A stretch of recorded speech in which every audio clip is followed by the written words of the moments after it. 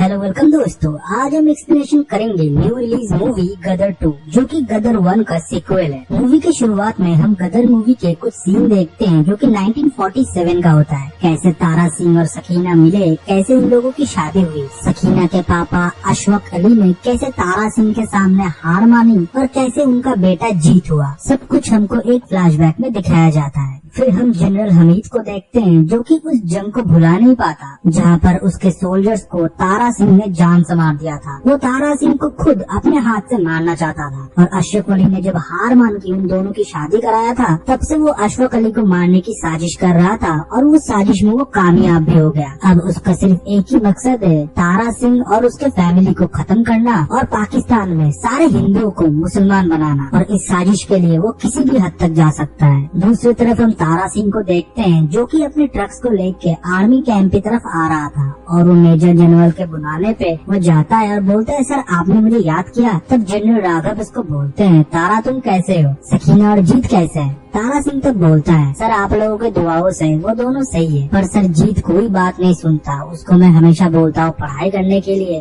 क्योंकि मुझे आप जैसा उसको अफसर बनाना है, पर उसके दिमाग में कैसा भूत चढ़ा मुझे समझ में नहीं आता। वो हीरो बनना चाहता है, बम्बई जाना चाहता है। तो मेजर बोलता है, अभी तो वो छोटा है, धीरे धीरे वो ठीक सुधर जाएगा। फिर मेजर राघव बोलते हैं, तारा मुझे तुम्हारी हेल्प चाहिए, मुझे 50 ट्रक चाहिए होगा राम घाटी की तरफ, जंग होने की संभावना है। तब तारा बोलता है, सर हेल्प किस बात की, ये तो मेरा ड्यूटी है, मेरी जान मेरे माँ के लिए हमेशा हाजिर है, आप कभी भी बुला लेना, तारा सिंह पहुँच जाएगा। फिर हम देखते हैं तारा के परिवार को जहाँ पर सकीना, उसकी बीवी, जीत उसका बेटा, वो तीनों अच्छे से रहते हैं। बस तारा चाहता है कि जीत पढ़ के अफसर बन जाए, पर जीत का मन कहाँ पढ़ाई पे बैठता है। वो तो हमेशा नाटक, ड्रामा, उसके साथ साथ बंक मार के सिनेमा भी देखते जाता है। इस बात पे तारा बहुत गुस्सा जाता है और वो सकीना पे गुस्सा होकर बोलता है, तुम्हारे वजह से तुम्हारे बेटे का ये हाल है, उसको खाना मत देना। खुद ही फिर जीत के लिए खाना लेके जाता है और जीत से वो बहुत ज्यादा प्यार करता है। पर जीत के दिमाग में हीरो बनने का भूत इस तरह सवार था कि वो पढ़ाई लिखाई एकदम छोड़ दिया था, क्लास भी बंक करने लगा था। तारा फिर मजबूर होकर उसको चंडीगढ़ भेजता है पढ़ने के लिए। फिर एक दिन रात को सकीना तारा से बोलती है, तुम्हें पता है जब तुम मुझे हिंदुस्तान लेके आए थे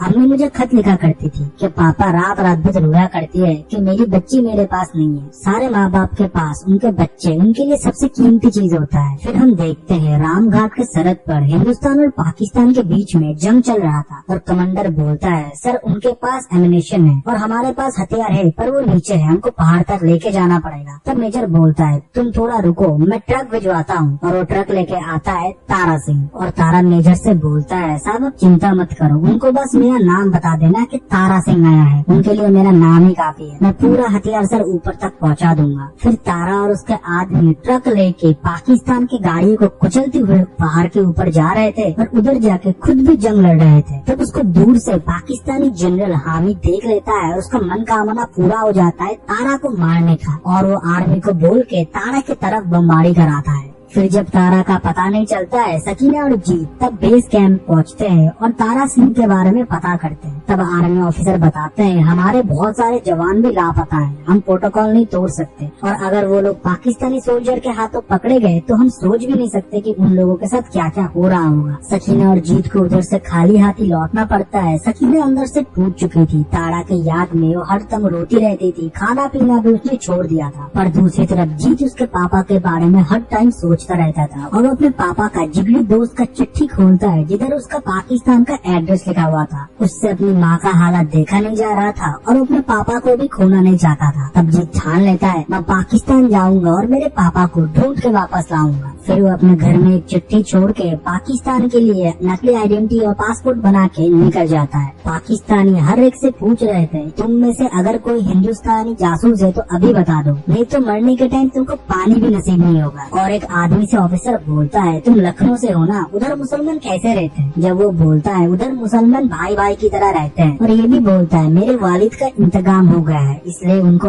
आखिरी बार देखने के लिए आया हूँ। तब वो ऑफिसर बोलता है, जो मुसलमान बोलता है कि वो इंडिया में खुश ब्रिटिश है, उसको पाकिस्तान में रहने की कोई हक नहीं है और उसको उधर गंदी तरीके से पीटता है। और ये सब देख कर जीत भी चौकन्ना हो चुका था और ऑफिसर जो भी सुनना चाहता था वो वही बोलता है और उस इमिग्रेशन से वो निकल जाता है। और कुछ टाइम बाद उधर आईएसआई आ जाता है और बोलता है ये फोटो में जो लड़का है उसने नकली डॉक्यूमेंट बना के पाकिस्तान में घुसा है, वो एक हिंदुस्तानी एजेंट है। फिर जीत करीम के घर जाता है जो कि तारा का दोस्त होता है और उससे पूछता है कि बाबा किधर है। वो बोलता है बेटा मुझे तो सही से नहीं पता तुम्हारे बाबा किधर है, पर जिन कैदियों को पकड़ा गया है उन लोगों को स्पेशल सेल में रखा गया है जो कि लाहौर में है। फिर करीम अपना नेटवर्क लगा के आजम मियां के घर जीत को खाने की काम में लगाता है और जीत उधर जाके सबसे घुल मिल जाता है और सबसे ज्यादा मुस्कान से, जो कि आजम मियां की बेटी होती है। असलियत में मुस्कान को फिल्मों का बहुत शौक था और आपको तो पता है जीत क्या बनना चाहता है। वो उन दोनों घुलने मिलने लगे, धीरे धीरे घुलना मिलना प्यार में बदल गया। और दूसरी तरफ जीत प्लान बनाता रहता है कैसे वो अपने पापा को चुरा के इस देश से निकलेगा। फिर ईद के अगले दिन मुस्कान उसको प्रपोज करता है और बोलता है मेरा जीवन साथी तुम बनोगे। पर अगले दिन जीत गायब होता है और करीम चाचा से जीत जाके बोलता है मैंने मुस्कान को अंधेरे में रखा है, मुझे कोई हक नहीं बनता उसका दिल तोड़ने का। मेरा असली मकसद वो जब जानेगी वो मुझसे नफरत करेगी। उसके पीछे तो मुस्कान खड़ी थी। वो पूछता है तुम्हारा असली मकसद क्या है। जीत तब उसके सामने सब कुछ कन्फेस करता है, कैसे उसके पापा को पकड़ लिया गया और फिर वो उनको ढूंढने के लिए इधर आए हैं और उनको लेके इधर से चला जाएगा। वो कोई जासूस नहीं है। तब मुस्कान भी उसका साथ देता है। फिर ईद का खाना पहुँचाने के लिए मुस्कान और जीत लाहौर जेल गए थे और तब जीत का मुलाकात हामिद से होता है जो कि बहुत ही बेरहम होता है और वो हर एक कैदी को जानवरों की तरह पीट रहा था और उन्हें देख के जीत बहुत रो रहा था। फिर उस दिन रात को मुस्कान के घर आईएसआई आते हैं और वो जीत को ढूंढने लगते हैं। उनको सब कुछ पता चल गया था और जीत रात के अंधेरे में जेल पहुंचता है अपने पापा को ढूंढने के लिए। तब एक कैदी बोलता है बेटा तारा सिंह को तो उन्होंने पकड़ा ही नहीं, जब उन्होंने बमबारी की थी तारा सिंह नदी में गिर गए थे और उन लोगों ने हम लोगों को पकड़ लिया। और दूसरी तरफ तारा घर पहुंचता और सकीना को सारी बात बताता है कैसे वो नदी से गिर गया, वो कोमा में चला गया था, वो चाह के भी ना घर पहुंच सकता था न किसी से खबर भिजवा सकता था। और जब उसको पता चलता है कि उसको बचाने के लिए जीत पाकिस्तान गया है, वो गुस्सा और इमोशनल दोनों एक साथ होते हैं और सकीना से वादा करता है मैं जीत को वापस ले आऊंगा, तू चिंता मत कर। फिर तारा पाकिस्तान के लिए रवाना होता है और रास्ते में उनको अपनी फैमिली के हर एक मेमोरी याद आता है। फिर तारा पाकिस्तान पहुंचता है, उधर हिंदुओं को मुसलमान बनाया जा रहा और हिंदुस्तान मुर्दाबाद के नारे लगाया जा रहा था। उस माहौल को देख के वो चुपचाप उधर से निकल के करीम के घर पहुंचता है, पर करीम उधर नहीं था। पर रास्ते से उसको इकबाल उठा लेता है। इकबाल तारा का दोस्त होता है और वो करीम से उसका मुलाकात कराता है। फिर उसको जीत के बारे में पता लगता है कि जीत को पकड़ लिया है। दूसरी तरफ हामिद जीत को बहुत पीटता है और जीत तब बताता है अगर मेरे पापा को एक बार पता लग गया ना तुमने मेरा ऐसा हालत किया है, तेरा सर तेरे घर से अलग कर देंगे वो। और हामिद ने मुस्कान को भी मजबूर कर दिया था ये बोलने के लिए कि जीत ने उसका बलात्कार किया है। और ये बात बोलने से आवाम भी जीत पे भड़क जाता है और उस पर पत्थरबाजी करने लगता है। और तभी तारा सिंह का एंट्री होता है। ये एंट्री बहुत ही ग्रांड था और आपको देखने में बहुत मजा आएगा। तारा तब आके बोलता है पाकिस्तान से ज्यादा मुस्लिम हिंदुस्तान में है, अगर जितने मुसलमान अभी पाकिस्तान में हैं उनको मौका मिले हिंदुस्तान में बसने का, तेरा पाकिस्तान कटोरा लेके खड़ा होगा, भीख देने के लायक भी कोई नहीं बचेगा। फिर क्या घमासान एक्शन शुरू होता है भाई, बहुत ज्यादा एक्शन होता है। फिर हामिद के बेटे को चारा बना के बाप बेटे दोनों उधर से निकल जाते हैं और रात को कर्नल हमीद को बुला के बोलता है तुम्हारे पास 72 घंटे,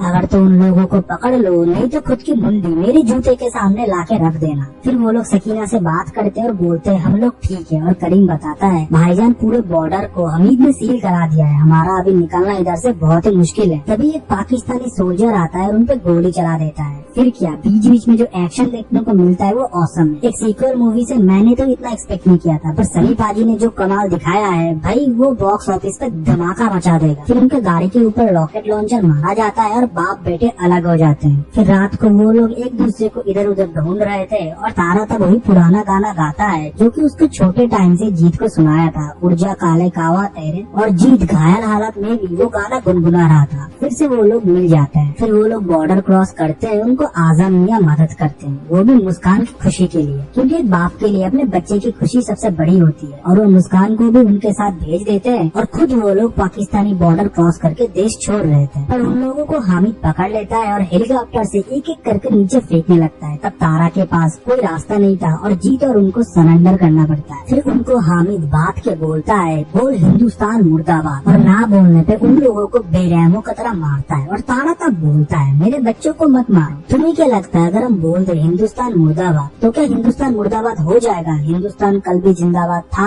आज भी जिंदाबाद है, आगे की भी जिंदाबाद ही रहेगा। फिर जब हामिद हिंदुस्तान को मिटाने की धमकी देता है, तारा तब गुस्सा जाता है और फिर से एक्शन शुरू हो जाता है। तारा तब इन लोगों को कुत्ते की तरह मारने लगता है और हर जगह बमबारी होने लगता है। इस बार तो टैंक से भी फाइट होते हुए दिखाया गया है। हामिद जब तारा का पीछा करता है उसको पता ही नहीं चलता कि वो हिंदुस्तान बॉर्डर के अंदर आ चुका है। तब हिंदुस्तान आर्मी उनको पकड़ लेते हैं। तो फिर तारा उसे एक बार फिर मौका देता है अपनी गलती सुधारने का और बोलता है दुश्मनी भुला के बच्चों को अपना लो। पर हामिद का नस्ल ही कुछ अलग था, वो नहीं मानने वाला था। वो जब पीछे से तारा को मारने के लिए जाता है तब इंडियन आर्मी उस पर गोली चला देता है और इधर ही कहानी खत्म हो जाता है। आई होप आपको एक्सप्लेनेशन पसंद आया हो। अगर पसंद आता है तो वीडियो को लाइक करो, चैनल को सब्सक्राइब करो, कमेंट सेक्शन में अपना ओपिनियन दो। तब तक के लिए बाय बाय, सी यू।